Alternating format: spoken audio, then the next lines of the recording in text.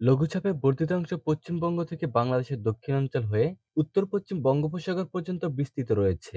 আগামী ২৪ ঘন্টার মধ্যে বঙ্গোপসাগরে একটি লঘুচাপ সৃষ্টি হতে পারে, যা পরবর্তীতে রূপ নিতে পারে ঘূর্ণিঝড়ে। যদি ঘূর্ণিঝড়টি সৃষ্টি হয় তবে এর নাম হবে রেমাল। মঙ্গলবার ২১শে মে সন্ধ্যা ৬টার আবহাওয়া অধিদপ্তরের দেওয়া পরবর্তী ৭২ ঘন্টার পূর্বাভাসে এ তথ্য জানানো হয়েছে।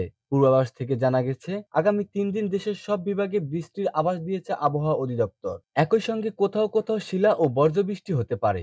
এ সময় দিন ও রাতের তাপমাত্রা ওঠানামার মধ্যে থাকতে পারে। আবহাওয়াবিদরা বলছেন, আর ২-১ দিনের মধ্যেই ঘনীভূত হওয়ার কথা রয়েছে রেমাল ঘূর্ণিঝড়ের, যা ২৬শে মে সরাসরি বাংলাদেশের উপকূলে আঘাত হানতে পারে বলে আশঙ্কা করা হচ্ছে। আবহাওয়া অধিদপ্তরের আবহাওয়াবিদ ওমর ফারুক বলেন, ঘূর্ণিঝড় কোথায় আঘাত হানতে পারে তা নির্দিষ্ট করে বলা যাচ্ছে না। নিম্নচাপ হওয়ার পর বলা যাবে এটি মূলত কোন দিকে আঘাত হানতে পারে। আগামীকালের মধ্যে বঙ্গোপসাগরের দক্ষিণ পশ্চিম ও আশেপাশের এলাকায় একটি লঘুচাপ তৈরি হতে পারে।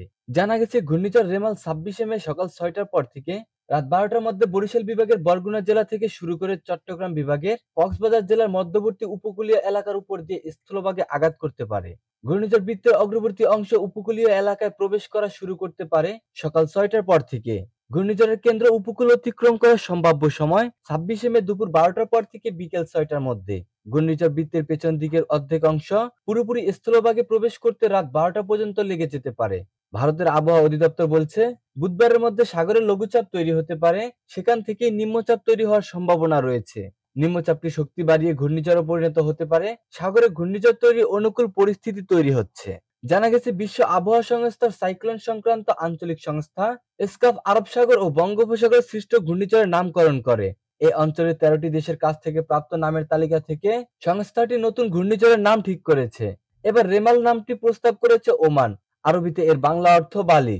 সর্বশেষ ২০২৩ সালের ডিসেম্বরে বঙ্গোপসাগরে সৃষ্টি হয়েছিল ঘূর্ণিঝড় মিগজাউম, যা পরে ভারতের অন্ধ্রপ্রদেশ দিয়ে উপকূল অতিক্রম করে।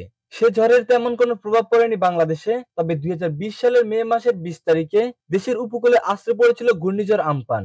বেশ বিধ্বংসী ছিল ঘূর্ণিঝড়টি, তবে সুন্দরবনের কারণে সে যাত্রায় রক্ষা পেয়েছিল দেশের উপকূল। এর আগে ২০০৯ সালে এই মে মাসেই ২৫ তারিখে সুন্দরবনে আঘাত হেনেছিল প্রলয়ঙ্কারী আইলা।